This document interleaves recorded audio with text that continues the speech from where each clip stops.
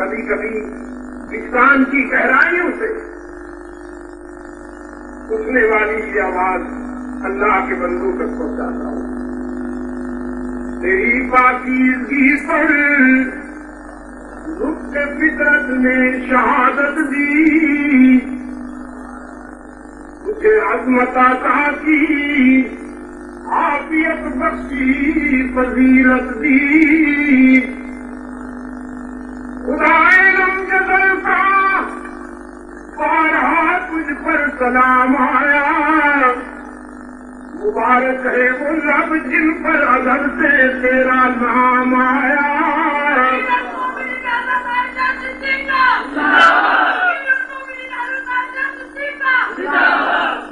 ام المؤمنین سیدہ عائشہ صدیقہ، ام المؤمنین سیدہ عائشہ صدیقہ.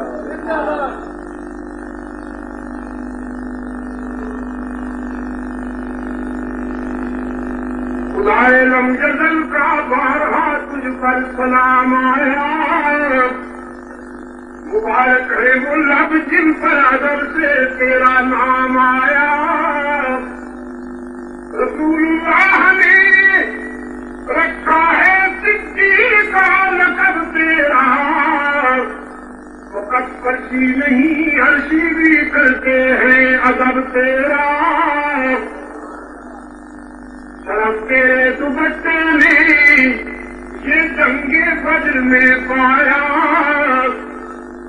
شرف تیرے دوپٹے نے یہ جنگ بدر میں پایا. اسے برتن بنا کر رحمت عالم نے لہرایا. تیرا حجرا امین خاص ہے ذات رسالت کا، بساط عرض پر ٹکڑا یہی ہے باغ جنت کا. کسی میں رحمت للعالمین رہتے ہیں، تیرا حجرا ہے جس کو گنبد خضرا بھی کہتے ہیں.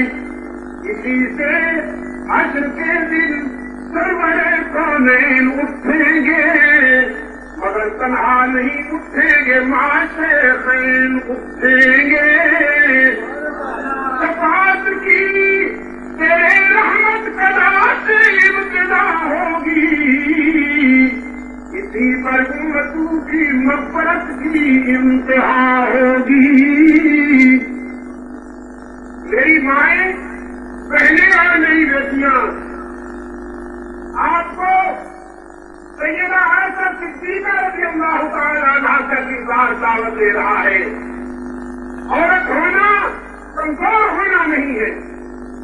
میری ماؤں، بہنوں اور بیٹیوں کو سیدہ حفصہ اور زینب، سیدہ رقیہ ام کلثوم، سیدہ خدیجہ اور سیدہ فاطمہ زہرا رضی اللہ تعالی عنہا کا کردار دعوت دے رہا ہے. عورت کمزور ہونے کا نام نہیں. اگر آپ قرآن و سنت کے معیار پر، اسلامی تعلیمات کے معیار پر پوری اترے تو بلندیوں کی اور رفعتوں کی اسی انتہا کو آپ پہنچ سکتی ہے جس انتہا پر یہ مثالی کردار نظر آتے ہیں، ان سے آپ کو نسبت ہو سکتی ہے عملی زندگی میں. اللہ ہمیں قابل بنائے.